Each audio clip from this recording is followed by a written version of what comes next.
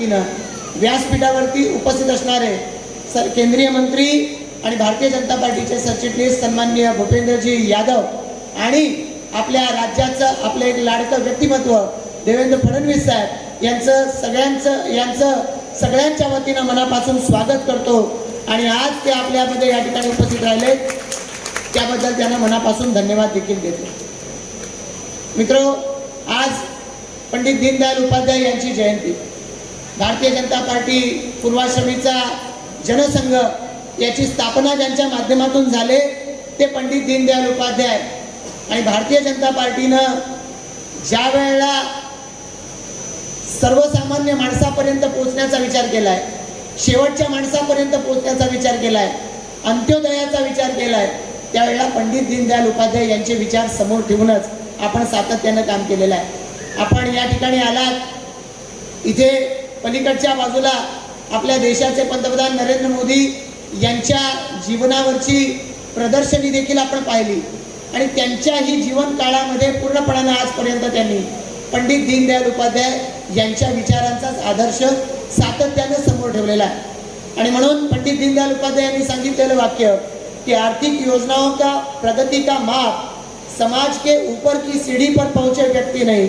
बल्कि सबसे नीचे स्तर पर विद्यमान व्यक्ति से होना चाहिए। आणि हे धोरण ठेवून आज भारतीय जनता पार्टी काम करते आहे, केंद्रातलं नरेंद्र मोदींच्या नेतृत्वाखालचं सरकार काम करते आहे। पंडित दीनदयाल उपाध्याय यांनी ज्या पद्धतीनं आपल्या पूर्ण जीवन काळामध्ये एकीकडे संघटनात्मक दृष्ट्या जनसंघ वाढला पाहिजे, जनसंघाच्या माध्यमातून या देशाच्या हिताचा विचार हा सातत्यानं कार्यकर्त्यांच्या स्मरणात राहिला पाहिजे, हा जो विचार मांडला तो विचार घेऊन आपल्या देशाचे पंतप्रधान नरेंद्र मोदीजी आज काम करतायत। पूर्वाश्रमीचे या ठिकाणी आपले माजी पंतप्रधान भारतरत्न अटल बिहारी वाजपेयीजी यांनी देखील याच विचारानं काम केलेलं आहे। आणि म्हणून आज आपण देशभरामध्ये आजच्या 25 सप्टेंबरला पंडित दीनदयाल उपाध्याय यांची जयंती, त्यांचे विचार, त्यांच्या विचाराच्या वर आधारित वेगवेगळे कार्यक्रम सातत्यानं या ठिकाणी वेगवेगळ्या ठिकाणी सादर होताना आपण पाहतोय। ते आपण बूथ स्तरावरती त्या कार्यक्रमाची अंमलबजावणी करतोय। आणि म्हणून 2014 सालापासून या देशाचे पंतप्रधान नरेंद्र मोदी यांचे वेगवेगळ्या पद्धतीचे कार्यक्रम जर आपण पाहिले, महिलांच्यासाठी गॅस सिलेंडर द्यायचा उज्ज्वला योजना, अगदी खेड्यापाड्यातल्या आदिवासी महिलांपर्यंत गॅस सिलेंडर पोहोचवण्याची योजना आहे। महिलांच्या या ठिकाणी शौचालय बंद पाहिजे, त्याला इज्जत घर नाव दिलं पाहिजे। ग्रामीण भागामध्ये अगदी खेड्यापाड्यांमध्ये जिथे महिलांना या ठिकाणी आजपर्यंत आपल्या भावना दाबून आपलं जीवन आचरण करावं लागत होतं, अनेक व्याधींना सामोरं जावं लागतं, त्यांच्यासाठीची ही स्वच्छता घराची योजना आहे। त्याचबरोबरीनं 2022 सालापर्यंत प्रत्येकाला मोफत घर दिलं पाहिजे याच्यासाठीची योजना असेल। आज देशाचे पंतप्रधान नरेंद्र मोदी या पंडित दीनदयाल उपाध्याय यांचे विचार हे डोळ्यापुढे ठेवूनच सातत्यानं काम करतायत। आणि म्हणूनच आज देशभरामध्ये ज्या वेळेला पंडित दीनदयाल उपाध्याय यांची जयंती आपण साजरी करतोय, परवा 17 तारखेला आपल्या देशाचे पंतप्रधान नरेंद्र मोदी यांचा वाढदिवस आपण साजरा केला। या संपूर्ण कालावधीमध्ये सेवा समर्पण अभियान हे आपण सर्वत्र राबवतोय आणि त्या माध्यमातून वेगवेगळ्या पद्धतीचे कार्यक्रम हे आपण या ठिकाणी राबवलेले आपल्याला सगळ्यांना पाहायला मिळतील। आणि म्हणून या अनुषंगानं आजच्याही कार्यक्रमाचं आयोजन करण्यात आले। मैं आदरणीय भूपेंद्र यादव जी को फिर एक बार आपका स्वागत करते हुए, आपको हम रायगढ़ के लोग हैं, रायगढ़ यानी संगठन स्वरूप से उत्तर रायगढ़ और दक्षिण रायगढ़ दोनों संगठन जिलों के माध्यम से हम लोग काम कर रहे हैं और हमें गर्व है कि आदरणीय चंद्रकांत दादा पाटिल इस राज्य के प्रदेश अध्यक्ष है। आदरणीय देवेंद्र जी के नेतृत्व में, चंद्रकांत दादा के नेतृत्व में भारतीय जनता पार्टी जो जो कार्यक्रम हमको दे रही है, इस संगठन जिलों में इसको अच्छी तरीके से कैसे लोगों तक पहुंचाए, इसके लिए हम काम करते आए हैं। पिछले साल जब कोरोना की महामारी आई, इस महामारी में भी जैसे कि हमारे आदरणीय राष्ट्रीय अध्यक्ष नड्डा जी ने कहा कि आपको हर घर तक, हर गरीब तक पहुंचना होगा और घर पर नहीं बैठना है। भारतीय जनता पार्टी के कार्यकर्ता को लोगों में पहुंचकर उसको काम करना होगा। तो हमने भी नड्डा जी के सूचना के अनुसार इस संगठन जिले में काम किया और मोदी भोजन कम्युनिटी किचन के माध्यम से पिछले साल और इस साल भी कुछ हद तक 1.5 लाख लोगों को मुफ्त खाना उन तक पहुंचाने की व्यवस्था की। 32,000 फूड पैकेट्स लोगों तक पहुंचाए, लगभग 1,82,000 लोगों तक हमने खाने की व्यवस्था की। रामशेठ ठाकुर जी यहाँ पर माजी सांसद बैठे हैं, उनके माध्यम से, भारतीय जनता पार्टी के माध्यम से और विधायकों के माध्यम से 2020 और 21 इस सालों में 2,15,000 रेशन किट हमने लोगों तक, रायगढ़ जिले में लोगों तक बांटे। 1,20,000 फेस मास्क का डिस्ट्रीब्यूशन, 80,000 सैनिटाइजर बॉटल्स का डिस्ट्रीब्यूशन किया।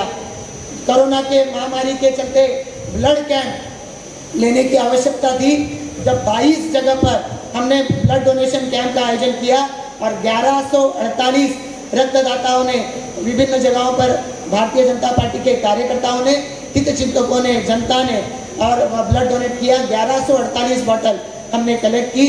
जब होम्योपैथिक दवा लोगों पर असर कर सकती है ऐसा कहा गया, आर्सेनिक एल्बम की लगभग 2 लाख बॉटल्स हमने लोगों में जाकर बांटी। जहां पर लोगों को मदद की जरूरत थी, महाराष्ट्र की सरकार कम पड़ रही दिखाई दिया, भारतीय जनता पार्टी ने वहां पर अपनी ओर से सहायता केंद्र की स्थापना की। 10 ऑक्सीजन कॉन्सेंट्रेटर हमने अपनी ओर से प्रोवाइड किए। उसी के साथ साथ विधायक महेश बाल्दी जी यहाँ पर उपस्थित है, आदरणीय देवेंद्र जी के हाथों से उद्घाटन हुआ था। 60 बेड का कोविड केयर सेंटर उन्होंने उस माध्यम से चालू किया। 350 पेशेंट किसी भी 1 रुपए का चार्ज लिए बिना सारी टेस्ट, सारा इलाज कर अपने घर पर वापस पहुंच चुके हैं। तीसरी लहर आएगी जब बताया गया, पार्टी ने सूचना की, कार्यकर्ताओं ने प्रोग्राम बनाया और म्यूकरमाइकोसिस होने दीजिए या छोटे बच्चों पर असर नहीं होना चाहिए, इसके लिए भी हमने विभिन्न तज्ञों के मार्गदर्शन का आयोजन किया और उसके माध्यम से लोगों तक हम किस तरीके से भारतीय जनता पार्टी पहुंच सकते हैं इसके बारे में हरदम प्रयास किया हुआ है। पीएम केयर फंड में भारतीय जनता पार्टी के विभिन्न कार्यकर्ताओं के माध्यम से इस सारे कार्यक्रमों के सिवाय 9,53,491 रुपये हमने पीएम केयर फंड में जमा किए। और जब निसर्ग की आंधी आई, जब बाढ़ आई महाड़ में या कोल्हापुर तालुका में, तो उस वक्त भी भारतीय जनता पार्टी ने पहल की। सम्माननीय देवेंद्र फडणवीस जी ने, चाहे उस वक्त निसर्ग की आंधी हो या तोते की आंधी हो, खुद उन्होंने दौरा किया। भारतीय जनता पार्टी के कार्यकर्ता जन जन तक वहाँ पर पहुँचे और सब जगह पर लोगों तक पहुँचे जिनके घर में बिजली 15-15, 20-20 दिन तक नहीं पहुँची। कई जगह पे तो महीना भर महाराष्ट्र की सरकार बिजली वापस रीइंस्टेट नहीं कर पाई। 9,500 सोलर दिए लोगों तक भारतीय जनता पार्टी ने जाकर वहाँ पर दिए। लोगों के कई सारे अलीबाग, श्रीवर्धन, खेड़ ऐसे क्षेत्र में बहुत सारे लोगों के खेतों का नुकसान हुआ, उनके पेड़ों का नुकसान हुआ, उनकी उपज ही ये पेड़ थी। तो ऐसे लोगों को 25 वुड कटर, क्योंकि वो कटर की सुविधा शासन नहीं दे पाई, तो पार्टी की ओर से वो वुड कटर हमने दिए। 10 ट्रक जो पत्रे यानी एस्बेस्टॉस सीमेंट शीट्स, ये भारतीय जनता पार्टी की ओर से 10 ट्रक सीमेंट एस्बेस्टॉस शीट विभिन्न लोगों को दी गई। मैंगलोर टाइल्स 2 ट्रक लोगों तक पहुंचाई गई। 1000 जो टारपोलिन शीट होती है, ताड़पत्री, ऐसे 1000 लोगों तक पहुंचाई गई। मोमबत्तियाँ, जब ये लाइट भी नहीं पहुंची थी, 1 ट्रक मोमबत्ती लोगों तक पहुंचाई गई। आदरणीय देवेंद्र जी के हाथों से लोगों को 923 नारियल पेड़ के पौधे ये हमने लोगों तक पहुंचाए हैं। विभिन्न माध्यमों से लोगों तक पहुंचने का प्रयास भारतीय जनता पार्टी ने किया है और इसी समय में पंडित दीनदयाल उपाध्याय जी का अंत्योदय का संकल्प है और इस अंत्योदय के संकल्प में पनवेल कॉरपोरेशन भी कहीं पीछे नहीं रही है। पनवेल कॉरपोरेशन के माध्यम से दिव्यांगों के लिए निधि दिया गया है। कुष्ठ रोग जिनको होता है, लेप्रेसी, उनके पेशेंट्स हैं, उनको भी फंड दिया गया है। अलग अलग माध्यम से भारतीय जनता पार्टी जहां सत्ता में है चाहे पनवेल कॉरपोरेशन हो, चाहे पेन कॉरपोरेशन हो, उरन कॉरपोरेशन हो, खोपोली या माथेरान में, यहाँ पर भी भारतीय जनता पार्टी के माध्यम से विभिन्न स्तर पर प्रयास किए गए हैं। पंडित दीनदयाल उपाध्याय जी का जो संदेश है, उस संदेश को कार्य के रूप में लोगों तक पहुंचाने के लिए हरदम भारतीय जनता पार्टी प्रयास करती आई है। आज आप इस मंच पर उपस्थित है और हमें बहुत ही आनंद है। भारतीय जनता पार्टी के संगठन स्तर पर काम करने वाले एक कार्यकर्ता को आदरणीय प्रधानमंत्री नरेंद्र मोदी जी ने ये जिम्मेवारी दी है और हमें पूरा विश्वास है कि आने वाले समय में आपके माध्यम से देश की विभिन्न समस्याएं, वो समस्याओं को न्याय मिलेगा। पर्यावरण के स्तर के ऊपर प्रधानमंत्री नरेंद्र मोदी जी के जो यहाँ पर उनके विजन है, उस विजन को पूरा करने के लिए भी आपके माध्यम से सहयोग होगा। मेरे सहयोगी विधायक महेश बाल्दी जी रायगढ़ जिले की कुछ समस्याओं की ओर आपका ध्यान आकर्षित करेंगे, पर उसी के साथ साथ आज आप इस मंच पर उपस्थित है। आदरणीय हमारे नेता देवेंद्र फडणवीस जी इस मंच पर उपस्थित है। फिलहाल में ही पीयूष गोयल जी के नेतृत्व में अभी राव साहब दानवे जी को भी रेलवे का जिम्मा राज्य मंत्री के बतौर सौंपा गया है। पनवेल जहां पर आज हम लोग बैठे हैं, यहाँ का रेलवे स्टेशन A+ कैटेगरी का है और उसी के साथ साथ लगभग जो लॉन्ग डिस्टेंस ट्रेन है, लोकल ट्रेन है, कुल मिलाकर 1 लाख पैसेंजर्स लोग रोज पनवेल से या पनवेल आते जाते रहते हैं। तो इस जगह की विभिन्न डिमांड्स है, मांग है। मैं आपसे और आदरणीय देवेंद्र जी से यहाँ पर मांग करता हूँ कि अगर राव साहब जी को अगर ये जिम्मा सौंपा गया है तो राव साहब जी के नेतृत्व में अगर पनवेल में जनता दरबार का आयोजन किया जाएगा, प्रवासी दरबार का आयोजन किया जाएगा और प्रवासी लोगों की मांगे सुनी जाएगी, तो कई सारे इश्यूज दौड़ना शुरू करेंगे। और मुझे पूरा विश्वास है कि इसके माध्यम से पनवेल के प्रवासियों की विभिन्न समस्या उनको उजागर होंगी और उनको डेवलपमेंट की ओर लिया जा सकता है।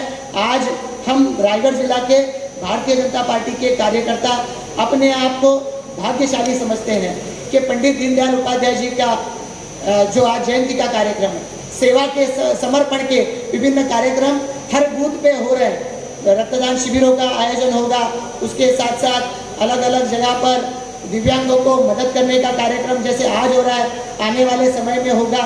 पूरे 7 अक्टूबर तक विभिन्न कार्यक्रमों की चहल पहल हर बूथ पर होती रहेगी।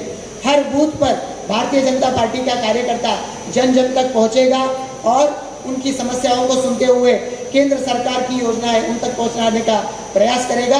भाजपा के माध्यम से, सेवा के माध्यम से उन लोगों को यहाँ पर मदद करने का अपनी ओर से प्रयास करता रहेगा। पर आज आपके यहाँ पर आने से इन हर एक कार्यकर्ता, बूथ अध्यक्ष है, शक्ति केंद्र प्रमुख है, अन्य पदाधिकारी है, इन सभी लोगों को ताकत मिलेगी और ये ताकत लेकर ये कार्यकर्ता बूथ स्तर तक जाकर भारतीय जनता पार्टी का परचम हमेशा ऊंचा लहराने के लिए कोशिश करता रहेगा।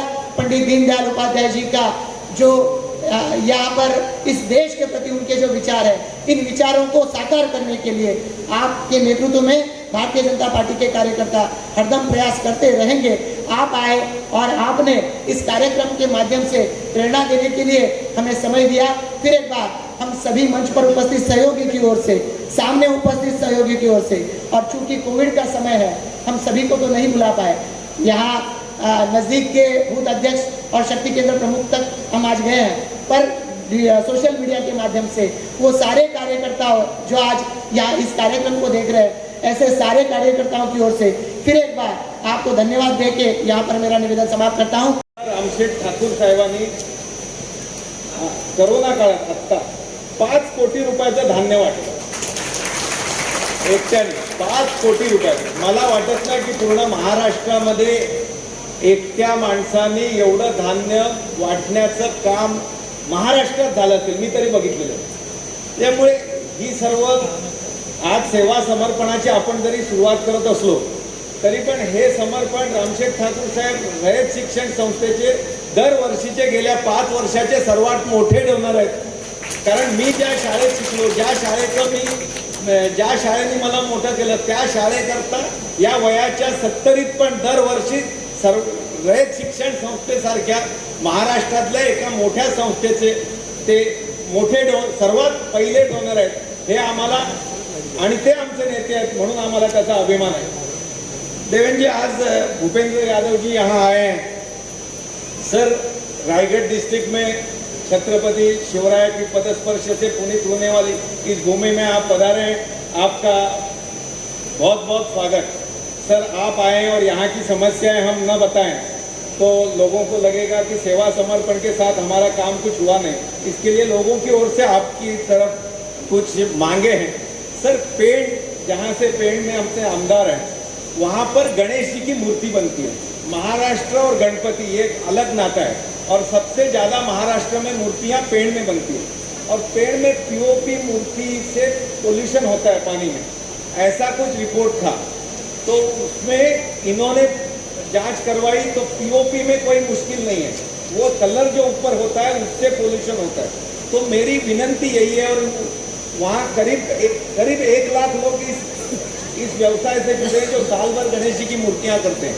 मेरी एक विनंती इतनी है, सर, आप एक कमेटी बनाइए जिसमें अगर ये कलर से पोल्यूशन होता है और पीओपी से नहीं होता है, और इसका समाधान अगर एमओएफ को हो जाए तो फिर उनके लिए बैठक लीजिए. उनके लिए जो स्पेसिफाइड कलर देना है वो आप मेंशन करके दीजिए. हम वो बदलाव करने के लिए तैयार है. वो सभी लोग यहाँ आए, सम्माननीय वहाँ के आमदार भी हैं, नगराध्यक्ष जी भी हैं, और उनकी एक मांग है कि ये मूर्ति बंद हो जाएगी तो सर 16 फुट 18 फुट की जो महाराष्ट्र का एक विशेष आग्रह है गणपति का महोत्सव, तो वो पीओपी नहीं होगा तो कैसे होगा. कलर के लिए जो बंधन, हम ये नहीं चाहते कि पोल्यूशन खराब हो, पोल्यूशन से हमारी वजह से पोल्यूशन में तकलीफ है, लेकिन उसमें एक न्यायिक रास्ता निकाल के कलर बदलना है तो हम बदलने के लिए तैयार हैं.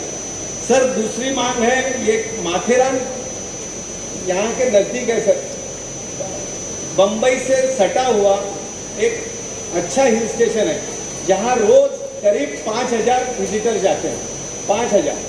और एमओएफ का एक 69 में बना हुआ बायलॉज, और उसके लिए वहाँ ई रिक्शा भी अलाउड नहीं. मेरी एक विनंती है सर कि वहाँ का डीपी प्लान होल्ड करके रखा है. सुप्रीम कोर्ट में पिटीशन थी, उसके लिए बोला गया कि सुप्रीम कोर्ट का आधार लेके एमओएफ हर बार ये टालता रहा. सर, इसका डिटेल प्रेजेंटेशन मैं आपको देता हूँ. और इस डेवलपमेंट प्लान 20 साल से सर इतना नज़दीक, इतना बढ़िया हिल स्टेशन है, अगर वहाँ रोपवे हो जाए, अल्टरनेट रोड हो जाए और वहाँ का डेवलपमेंट अगर हो जाए तो बम्बई से बहुत नज़दीक और इतना बढ़िया हिल स्टेशन है, रायगढ़ जिला का नाक है.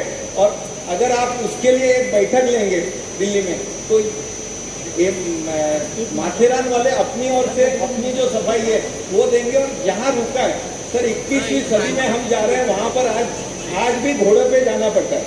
और जब देवेंद्र जी को हमने पिछली बार भी रिक्वेस्ट की थी और उन्होंने भी हाँ बोला था कि राव साहब दानवे जी के यहाँ रेलवे है, वहाँ सर रेलवे जाती है, वहाँ आज गुड्स नहीं जाता रेलवे में, तो और कोई चारा नहीं है. आधे रास्ते तक गाड़ी जाती है, फिर घोड़े पे इंसान किसके लेके जाता है 21वीं सदी में. इतने नज़दीक में ये माथेरान का बहुत, आप एक बैठक लीजिए सर, बैठक के लिए हम तैयार हैं. और पेपर सब देंगे, अधिकारियों से इंटरेक्शन करके समस्या सुलझ सकती है, लेकिन इसमें पॉजिटिव एटीट्यूड होना चाहिए और वो आप में है, ये हमें विश्वास है.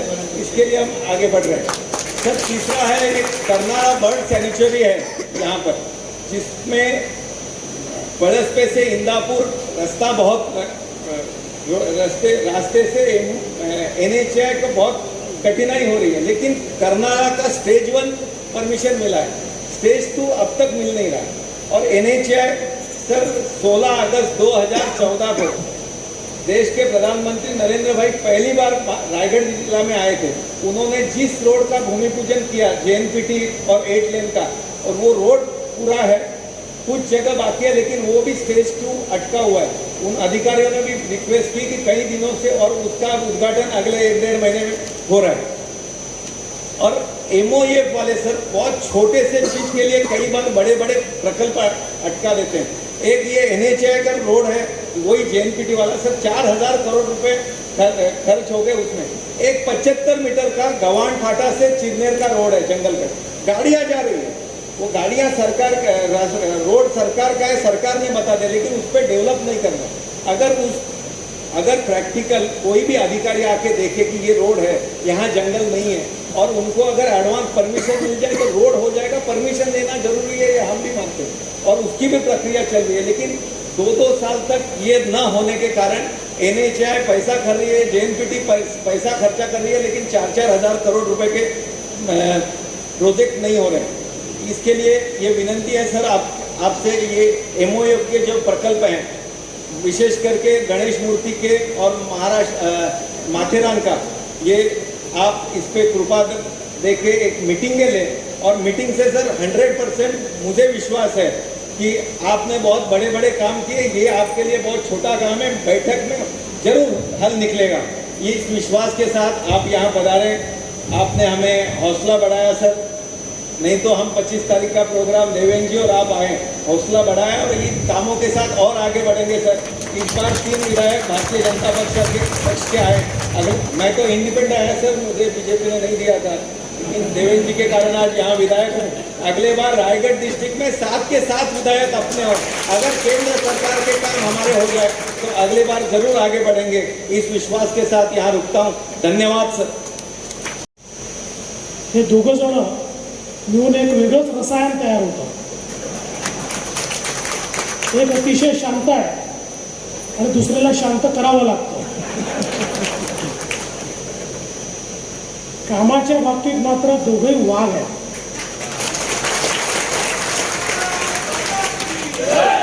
जेवढे प्रकल्प या दोघांनी मिळून मंजूर करून घेतले, खरं म्हणजे हे दोघं मिळून कोणालाही पटवू शकतात आणि काही मंजूर करून घेऊ शकतात। त्यामुळे मला माहिती आहे की आता दोघांनी ठरवलं, पहिल्या काही मागण्या प्रशांत शेटनी केल्या, मग दुसऱ्या मागण्या महेश शेटनी केल्या। आता दोघं मिळून भूपेंद्रजींच्या मागे लागून पुढच्या महिन्याभरात बैठक लावून केलेल्या मागण्या पूर्ण करून आणतील। या ठिकाणी उपस्थित आपले अध्यक्ष महेश मोहितेजी, महापौर कविताताई चोतमल, बाळासाहेब पाटीलजी, प्रीतमताई पाटील, सावलीताई म्हात्रे, सर्वच या ठिकाणी उपस्थित आपले पदाधिकारी आणि उपस्थित सर्व भगिनी आणि बंधूंनो,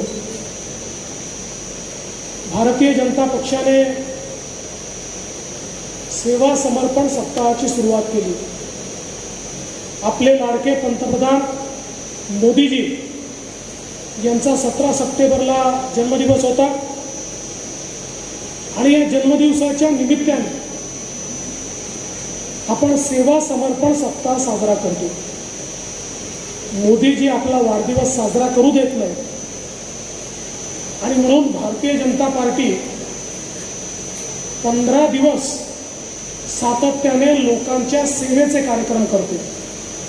यामध्ये गरिबांना किट्स वाटण्याचा विषय असेल,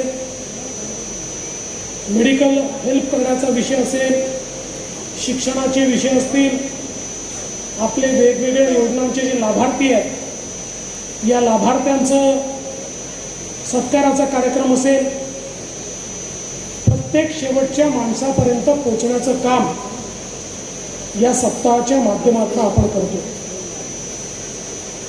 खरं म्हणजे मोदीजींनी या देशाच्या राजकारणामध्ये एक वेगळ्या प्रकारचं परिवर्तन आणलं। या देशामध्ये गरीब कल्याणाच्या योजना गेली 40 वर्षे बनतात। 1971 मध्ये इंदिराजींनी नारा दिला होता, गरिबी हटाव। योजना तयार केल्या, पण योजना कधीही गरिबापर्यंत पोहोचू शकल्या नाहीत। या देशामध्ये एक अशी डिलिव्हरी सिस्टीम तयार झाली की जी योजना खाऊन टाकायची। पैसा गरिबाच्या नावाने निघायचा, पण तो गरिबापर्यंत कधी पोचलाच नाही। राजीव गांधी एकदा म्हणाले होते की मी 1 रुपया दिल्लीहून पाठवतो, शेवटच्या माणसापर्यंत 15 पैसे पोचतात, 85 पैसे व्यवस्था खाऊन टाकते, आणि ते वास्तव होतं। मोदीजींनी सांगितलं मी गरीब कल्याणाच्या योजना राबवीन, पण या योजना राबवताना गरिबाकरता 1 रुपया पाठवीन तर तो पूर्ण 1 रुपया त्याच्या खात्यामध्ये जाईल याची खात्री मी करेन. आणि मग आधार, मोबाईल आणि DBT याच्या माध्यमातून मोदीजींनी भ्रष्टाचार, दलाली, मध्यस्थ या सगळ्यांना हद्दपार करून टाकलं आणि गरिबाचा पैसा पहिल्यांदा गरिबापर्यंत पोचायला लागला. परिणाम काय झाला? करोडो गरिबांना शौचालय मिळालं, करोडो गरिबांना घर मिळालं, करोडो गरिबांपर्यंत पिण्याचं पाणी पोचलं, करोडो गरिबांपर्यंत वीज पोचली, करोडो गरिबांच्या घरी गॅस पोचला, कोट्यवधी गरिबांना 5 लाखापर्यंत इलाज मुफ्त मिळायला सुरुवात झाली, कोट्यवधी गरिबांना वेगवेगळ्या योजनांच्या माध्यमातून रोजगार मिळायला सुरुवात झाली. स्टार्टअप सारख्या योजनेतनं कोट्यवधी तरुणांना कर्ज मिळालं. स्टँडअप सारख्या योजनेतनं कोट्यवधी दलित, शोषित, पीडितांना आपल्या पायावर उभं केलं. आणि हे सगळं करत असताना एकही दलालमध्ये येऊ शकला नाही. लोकांचे, गरिबांचे पैसे हे गरिबांपर्यंत पोचून गरिबांच्या जीवनामध्ये परिवर्तन घडवण्याचं काम हे माननीय मोदीजींच्या माध्यमातून झालं. आज आपण बघू शकतो गरीब कल्याणाचा जो अजेंडा मोदीजींनी चालवला आहे, आमच्या शेतकऱ्याला पैसा मिळतोय, आमच्या शेतमजुराला पैसा मिळतोय, गरिबाला इन्शुरन्स मिळतोय, गरिबाला पेन्शन मिळते आहे. जो असंघटित क्षेत्रात होता आणि ज्याला जीवनात कधी काही मिळालं नसतं त्यालाही पेन्शन देण्याची योजना ही माननीय मोदीजींच्या माध्यमातून या देशामध्ये आली. आणि एवढंच नाही, एकीकडे गरीब कल्याणाच्या योजना आणि दुसरीकडे एक सशक्त आणि समर्थ भारत हा तयार करण्याचं काम हे माननीय मोदीजींच्या माध्यमातून झालेलं आपण सगळ्यांनी बघितलं. आज आपण पाहू शकतो एकीकडे केंद्राचं सरकार आहे, 7 वर्ष सरकारला झाले, भ्रष्टाचाराचा एक आरोप देखील सरकारवर कोणी लावू शकत नाही.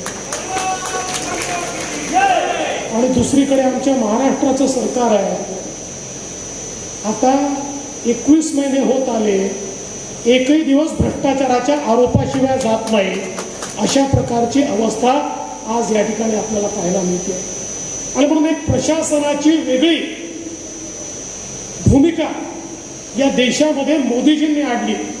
इन्फ्रास्ट्रक्चरचे प्रोजेक्ट्स असतील, देशाचं सशक्तीकरण असेल, 370 सारखं कलम हटवून काश्मीरला भारतामध्ये स्थान देण्याचा विषय असेल, राम मंदिराचा विषय असेल, की सामान्यातल्या सामान्य माणसाच्या, शेवटच्या माणसाच्या रोजगाराचा विषय असेल, प्रत्येक विषयामध्ये मोदीजींनी या देशामध्ये एक वेगळी कार्यसंस्कृती आणली आणि त्या कार्यसंस्कृतीच्या माध्यमातून हा देश बदलायला सुरुवात झाली. कोविडच्या काळामध्ये देखील ज्या देशामध्ये एक PPE किट बनत नव्हतं तो देश आता PPE किट एक्सपोर्ट करतोय. ज्या देशामध्ये व्हेंटिलेटर बनत नव्हते, हजारो व्हेंटिलेटर या देशामध्ये लावण्याचं काम त्यांनी केलं. ज्या देशामध्ये केवळ 2% ऑक्सिजन हे मेडिकल ऑक्सिजन होतं, त्या देशामध्ये आज सर्वांना पुरेल एवढं मेडिकल ऑक्सिजन आणि त्याचे PSA प्लॅन्ट हे मोदीजींनी रेकॉर्ड वेळेमध्ये उभे करून दाखवले. आणि एवढंच नाही तर सगळ्यात महत्त्वाचं, या देशातल्या लोकांना कोरोनातनं मुक्ती देण्याकरता या देशाने स्वतःच्या लसी तयार केल्या. आज विचार करा, भारताच्या लसी या जर तयार झाल्या नसत्या, हे मोठे मोठे जे देश आहेत ना, त्यांनी सांगितलं असतं आधी आम्ही आमचं वॅक्सिनेशन करू आणि मग भारताला आम्ही वॅक्सिन देऊ, म्हणजे अजून 2 वर्ष लॉकडाऊनमध्ये काढावे लागले असते, आम्ही भारतीय कुठल्या अवस्थेत गेलो असतो बघा. पण मोदीजींनी निर्णय केला, प्रत्येकाला, धन्यवाद बघा,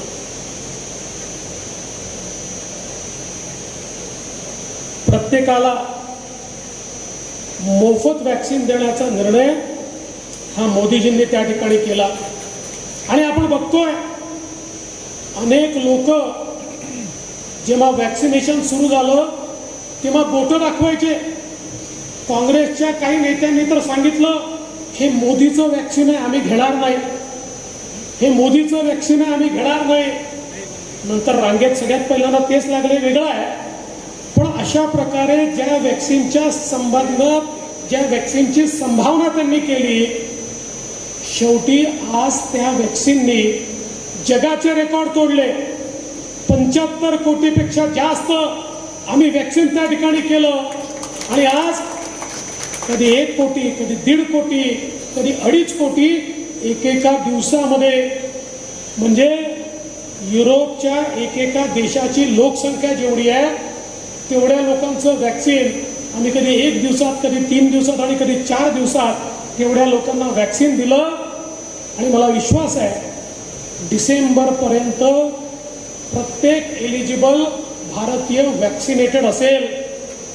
एक फार मोठे संपादक आहे.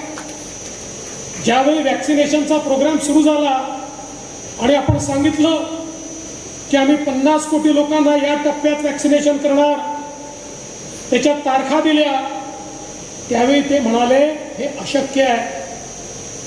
त्याच संपादकांनी 4 दिवसापूर्वी स्वतःच्या चॅनलवर येऊन सांगितलं की मी मान्य करतो, मी चुकलो. भारत सरकारने मोदीजींच्या नेतृत्वात 75 कोटी लोकांना त्या ठिकाणी वॅक्सिन देऊन दाखवलं. आणि म्हणून एक प्रकारे वेगळ्या भारताची निर्मिती करणारे आमचे पंतप्रधान माननीय मोदीजी खरं तर आपल्या महाराष्ट्रामध्ये देखील वॅक्सिनवर खूप राजकारण केलं. आता नाही बोलत कोणी, आता सगळ्यांची तोंड बंद झाली. ज्यावेळी राज्य सरकारला सांगितलं की चला तुम्हाला परमिशन, तुम्ही घ्या वॅक्सिन, नाही घेऊ शकले, शेवटी केंद्र सरकारकडेच जावं लागलं. आणि किती दुटप्पी धोरण आहे बघा. आता जाहिराती देतात महाराष्ट्र वॅक्सिनेशनमध्ये पहिल्या क्रमांकावर. आम्हाला आनंदच आहे, महाराष्ट्र वॅक्सिनेशनमध्ये पहिल्या क्रमांकावर आहे. पण हे वॅक्सिन आकाशातनं पडले की जमिनीतनं उगवले, तुम्ही पहिल्या क्रमांकावर आहे. कारण मोदीजींच्या नेतृत्वातल्या केंद्र सरकारने देशामध्ये सर्वात जास्त वॅक्सिन हे महाराष्ट्राला दिले.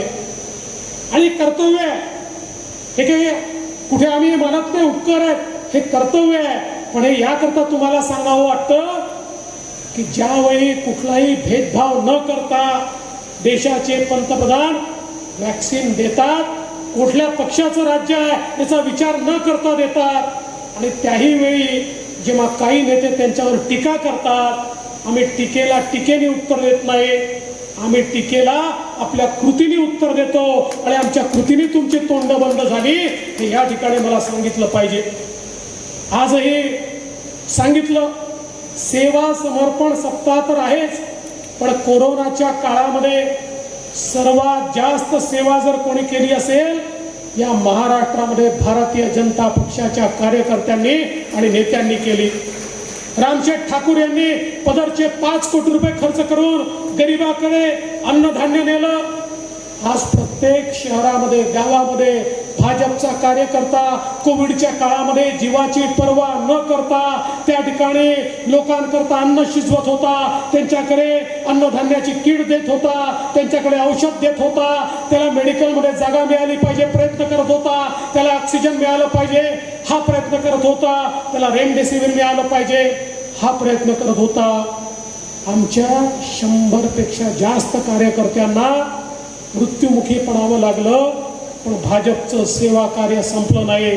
कारण भारतीय जनता पार्टी, आमचे अध्यक्ष नड्डाजी हे म्हणतात की भारतीय जनता पार्टी ही केवळ इलेक्शन जिंकण्याची मशीन नाही आहे, तर मोदीजींच्या, अमित भाईंच्या नेतृत्वात ही सेवा करणारी पार्टी म्हणून आता आपण तयार केलेली आहे. आणि या सेवेच्या माध्यमातूनच आम्ही लोकांची मनं जिंकलेली आहेत. मला विश्वास आहे ही सेवा अशीच अविरत सुरू राहील आणि भारतीय जनता पार्टी गरिबापर्यंत, शेवटच्या माणसापर्यंत त्याचा अधिकार अशाच प्रकारे पोचवत राहील. मी पुन्हा एकदा या ठिकाणी रायगड जिल्ह्यातल्या आमच्या कार्यकारिणीचं विशेष रूपाने रामशेठ ठाकूरजी असतील, आमचे तीनही आमदार असतील, रवी शेठ असतील, प्रशांत शेठ असतील, महेश शेठ असतील, या सगळ्यांचं आणि या संपूर्ण टीमचं मनापासून अभिनंदन करतो की आज हा कार्यक्रम या ठिकाणी आयोजित केला आणि आम्हाला या ठिकाणी निमंत्रित केलं, त्याबद्दल आपले आभार मानून मी माझे 2 शब्द संपवतो. धन्यवाद. जय हिंद, जय महाराष्ट्र. रायगढ़ जिले में आकर सब लोग छत्रपति शिवाजी महाराज के हिंद स्वराज की प्रेरणा भी पाते हैं और आज एक विशेष दिन भी है कि भारतीय जनता पार्टी जिनके विचारों पर चलती है, पंडित दीनदयाल उपाध्याय जी की आज जन्म जयंती का अवसर भी है और इस अवसर पर आपके द्वारा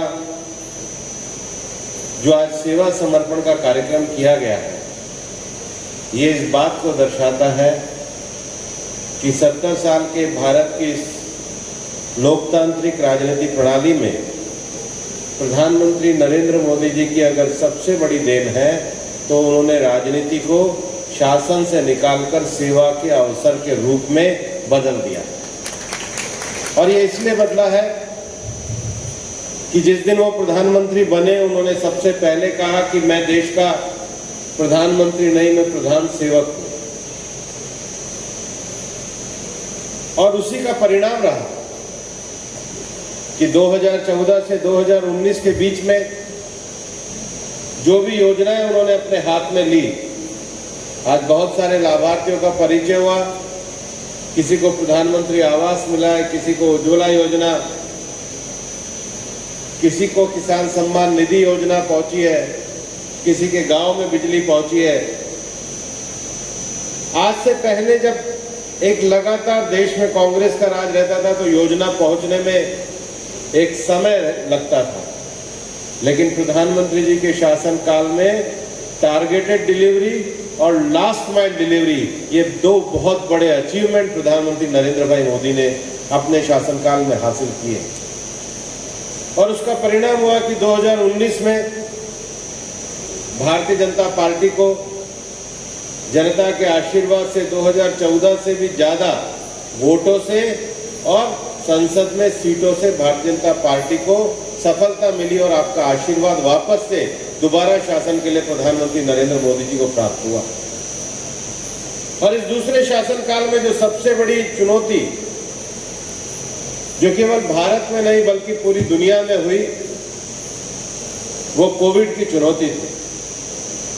कोई और शासनकाल होता तो कोविड के समय में 125 करोड़ लोगों के अनुशासन को कायम रखना, लेकिन उससे भी बड़ी बात प्रधानमंत्री जी के नेतृत्व में हुई कि भारत दुनिया के उन चुनिंदा 5 देशों में शामिल हुआ जिन्होंने कोविड से लड़ने की वैक्सीन डेवलप करी और 75 करोड़ लोगों तक आज वैक्सीनेशन के लाभ को हम पहुंचा पा रहे हैं.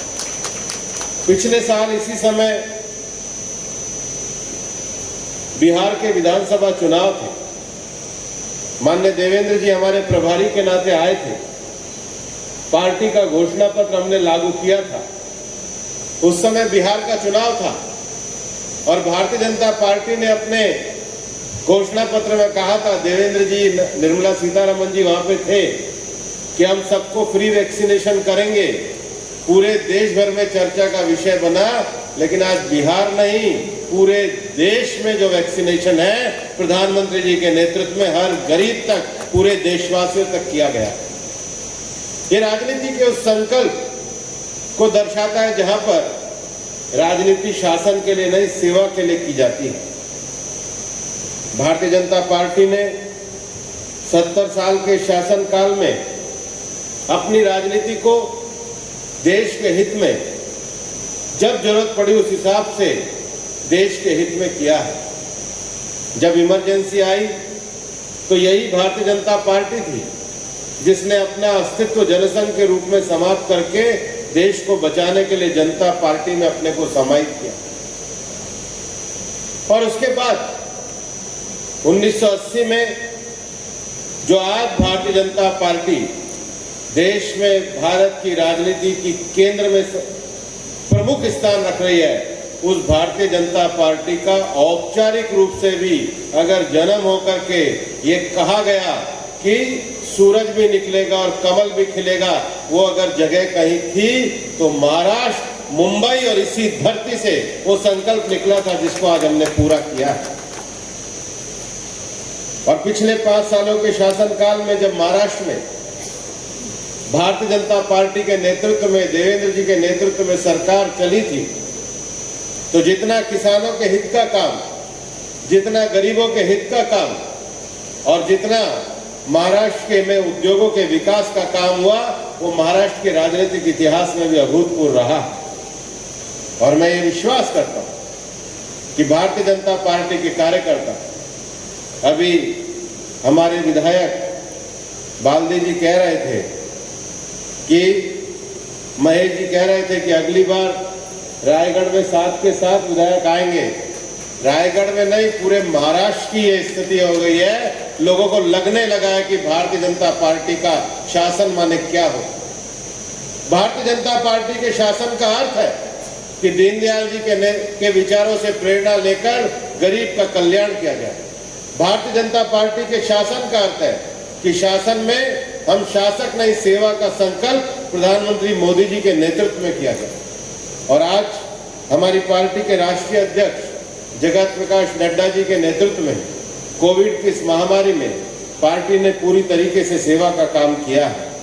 और आज ये जो पूरे देश भर में प्रधानमंत्री जी के 17 सितंबर को जो जन्मदिन था और उसके बाद 7 अक्टूबर को उन्होंने जब गुजरात के मुख्यमंत्री के रूप में शासन संभाला था, आज उसके 20 साल पूरे हो रहे हैं। लेकिन वो 20 सालों के अंदर हमने देश की राजनीति को बदला है, हमने देश में राजनीति के मिजाज को बदला है।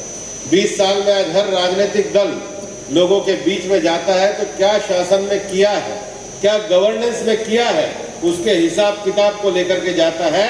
और अगर गवर्नेंस का हिसाब किताब किसी ने लोगों में बीच में पहुंचाने का अगर किसी राजनीतिक पार्टी ने काम किया है तो भारतीय जनता पार्टी ने किया।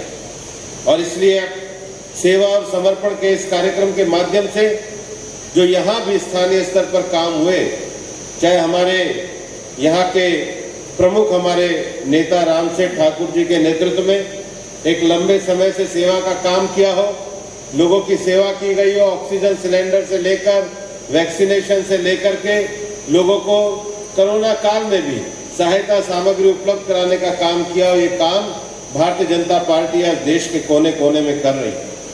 लेकिन शासन में रहते हुए भी पार्टी ने जो सेवा का संकल्प किया है उसको लगातार अगर आगे बढ़ाने का कोई एक दिन है जो हमको अपने मन में भी पवित्र होने के लिए प्रेरित करता है, तो वो आज का ही दिन पंडित दीनदयाल उपाध्याय जी की जयंती का दिन है। मैं जब यहाँ पर आया हूँ तो कुछ विषय भी हमारे स्थानीय विधायक प्रशांत ठाकुर जी और महेश जी के द्वारा किए गए हैं। देवेंद्र जी ने सही कहा है, दोनों अपने आप में बहुत सक्षम हैं, लेकिन चूंकि मैं यहाँ पर हूँ, अगर प्रशांत जी ने जो रेलवे का विषय कहा था, निश्चित रूप से वो रेलवे का विषय हमारे पूर्व अध्यक्ष महाराष्ट्र के अभी रेल मंत्री के नाते भी हैं, वो आपके काम को जल्दी पूरा करेंगे। जो दूसरा विषय पर्यावरण को लेकर के जो गणेश जी की मूर्ति का विषय है, उसके बारे में मैं कहना चाहूँगा कि हमारे सीपीसीबी के द्वारा कुछ नॉर्म्स हैं। अगर आपको सेंट्रल सीपीसीबी से कोई बात है तो निश्चित रूप से महेश जी आप आइए, कभी भी आइए, आपका स्वागत है। जो हमारी तरफ से बातचीत होगी उसको पूरा करने का काम करेंगे। जहाँ तक NHI का फेज 1 और फेज 2 की बात आप कह रहे हैं, हम लोगों ने एक व्यवस्था शुरू करी है कि देश में एनवायरनमेंट और जो क्लियरेंस के काम है सबको दिल्ली ना आना पड़े। देश भर में हमने 19 IRO integrated regional office environment ministry की तरफ से खोले हैं। आपके जब आप कहेंगे उसकी मीटिंग हम आपकी मुंबई में ही करा देंगे, दिल्ली आने की आपको आवश्यकता ही नहीं रहेगी, ताकि आपके काम में किसी प्रकार की दिक्कत ना हो। तीसरा जो विषय माथेरान का विषय है, जो हमारा जो फॉरेस्ट होता है, जो सेंट्रल मिनिस्ट्री है वो फॉरेस्ट के संबंध में केवल क्लियरेंस देती है, लेकिन फॉरेस्ट को जो मेंटेन करने का काम है वो स्थानीय राज्य सरकार का होता है। मेरा ये कहना है कि आप ये पहले पता कर लीजिए कि आपकी राज्य सरकार ने उसका प्लान बनाया है या नहीं बनाया है। अगर राज्य सरकार प्लान बनाती है, चाहे फॉरेस्ट के विषय में हो, चाहे वाइल्ड लाइफ के विषय में हो, उसको राज्य सरकार का जो फॉरेस्ट डिपार्टमेंट है, राज्य सरकार का जो वाइल्ड लाइफ डिपार्टमेंट है, वो उस प्रस्ताव को जो भेजता है तो उसकी समीक्षा केंद्र के द्वारा की जाती है। लेकिन मेरा ये मानना है कि दुनिया भर में इस समय जो सबसे बड़ा विषय है वो जलवायु परिवर्तन का विषय है, और जलवायु परिवर्तन के इस विषय में अभी माननीय प्रधानमंत्री जी की भूमिका दुनिया भर में बहुत महत्वपूर्ण रही है। हम जानते हैं कि सत्ता में आने के बाद उनके नेतृत्व में पेरिस एग्रीमेंट में भारत की एक बहुत बड़ी भूमिका रही, और पेरिस एग्रीमेंट में जब ये तय किया गया कि दुनिया उन वैकल्पिक विषयों पर ऊर्जा उत्पादन के लिए जाए जहाँ पर पर्यावरण को सबसे कम नुकसान हो, तो माननीय प्रधानमंत्री नरेंद्र मोदी जी के नेतृत्व में ही इंटरनेशनल सोलर अलायंस बनाया गया, उसका भारत में केंद्र बनाया गया। और केवल भारत में केंद्र नहीं बनाया गया, आज माननीय प्रधानमंत्री जी के नेतृत्व में जो इंटरनेशनल सोलर अलायंस की स्थापना हुई है, आज दुनिया के 91 देश उसके सदस्य बन गए हैं। अगर कोई ये पूछे कि प्रधानमंत्री जी के नेतृत्व में दुनिया में भारत ने पर्यावरण के क्षेत्र में क्या बड़ा काम किया है, तो मैं ये कहना चाहूँगा कि 7 वर्षों के शासनकाल में जितनी ऊर्जा का उत्पादन हमारे देश में करते हैं, उसका 37% उत्पादन ये वैकल्पिक ऊर्जा से होता है। ये उपलब्धि हमने प्रधानमंत्री जी के नेतृत्व में हासिल करी है। आज देश में 165 गीगावाट का उत्पादन वैकल्पिक ऊर्जा से हो रहा है, और दुनिया में जब ये तय किया जा रहा है कि पर्यावरण की दृष्टि से दुनिया के देश क्या लक्ष्य हासिल करेंगे, तो माननीय प्रधानमंत्री जी के नेतृत्व में 450 गीगावाट के उत्पादन का लक्ष्य ये 2030 में रखा गया है, जो दुनिया के सभी देशों के लिए बड़ा अनुकरणीय है। हम अपने फॉरेस्ट को बचाने के लिए, हम अपने वन्य क्षेत्र को बचाने के लिए, हम अपने समुद्री तटों का जो सबसे बढ़िया स्थान है उसको बचाने में लगे हुए हैं। और इसलिए मैं कहना भी चाहूँगा कि आज भारत ये एकमात्र ऐसा देश है जिसके पास 51 टाइगर रिजर्व है, और मेरे को ये बताते हुए भी खुशी है कि प्रधानमंत्री जी के नेतृत्व में हमारे जो 51 टाइगर रिजर्व्स हैं, उनमें से 14 टाइगर रिजर्व्स को इंटरनेशनल एक्रेडिटेशन प्राप्त हुआ है। भारत एक ऐसा देश है जहाँ सबसे ज़्यादा हमारे वेटलैंड एरिया है। आज भारत की काफ़ी सारे अभी तुरंत हाल में 4 और झीलों को जो इंटरनेशनल रामसर कन्वेंशन है उसका टैग मिला है। आज भारत के जो बीचेस हैं, चूँकि ये इलाका भी बीचेस के नज़दीक है, हमारे 2 और बीचेस को दुनिया का जो ब्लू टैग है वो भारत को उपलब्धि हासिल हुई है। हम देश में लगभग अपना 24% वन क्षेत्र को बचाने में, उसको संवर्धित करने में कामयाब हुए हैं। और इसलिए आज शहरों में जो सबसे बड़ा पर्यावरण का विषय, जो वायु प्रदूषण का विषय है, प्रधानमंत्री जी ने 15 अगस्त 2020 को देश के 100 शहरों को स्वच्छ वायु का क्षेत्र करने के लिए घोषित किया था। आज पूरे देश भर में 132 शहरों में ये जो वायु को, स्वच्छता को मापने के हम लोगों ने पैरामीटर बनाने के लिए यंत्र लगाए हैं, और प्रधानमंत्री जी के नेतृत्व में पूरी तरीके से हम सब लोगों के वातावरण में स्वस्थ वायु मिले, इसके लिए सरकार और हमारा मंत्रालय पूरी तरीके से प्रतिबद्ध है। और मेरा ये मानना है कि ये जो वातावरण की जो स्वच्छता है, पर्यावरण की जो शुद्धता है, और आने वाले समय के जो वैश्विक जलवायु के संकट है, इसको लेकर हम प्रधानमंत्री जी के नेतृत्व में लड़ रहे हैं। लेकिन उस संकट के साथ ही साथ देश के गरीब आदमी के कल्याण के लिए भी लड़ रहे हैं। मैं कहना चाहूँगा कि दीनदयाल जी के नेतृत्व में जो ये पार्टी आज देश की शासन और सत्ता में है, ये गरीब कल्याण से लेकर विश्व कल्याण तक प्रधानमंत्री जी के नेतृत्व में जो कार्य कर रही है, इसको आपका आशीर्वाद मिलता रहेगा। पार्टी के विचारों को जनता तक ले जाकर हम सतत सेवा और संकल्प के साथ आगे बढ़ते रहेंगे। इतना ही मैं निवेदन करना चाहूँगा। जय हिंद, जय भारत।